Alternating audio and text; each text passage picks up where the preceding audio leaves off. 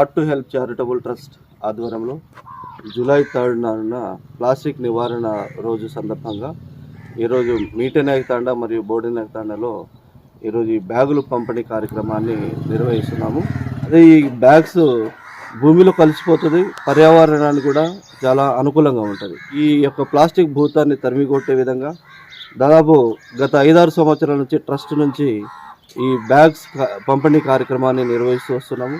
So గతంలో కూడా అనేక గ్రామాల్లో ఇలాంటి సేవా కార్యక్రమాలు తెలంగాణతో పాటు ఏపీలో కూడా అనేక సందర్భాల్లో మేము ఈ పర్యావరణ పరిరక్షణ గురించి మేము పాటుపడుతూనే ఉన్నాము.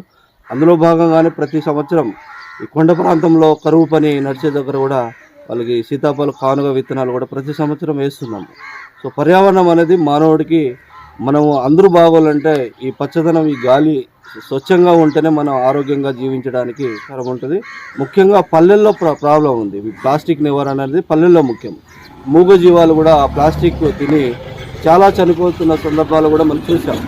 అలాంటి నివారణ చేయడానికి ప్రతి ఒక్కరు నడుము బిగించాలి. సో ముఖ్యంగా మిత్రులు రామకృష్ణ గారు ఈ యొక్క కార్యక్రమాన్ని సహకరిస్తున్నారు. సో నిన్ననే మేము 2వ తారీఖు కదిరి శాసనసభ్యులు కందికుంట ప్రసాద్ గారితో కూడా ఈ బ్యాగ్ ఇనాగ్రేట్ చేశాము.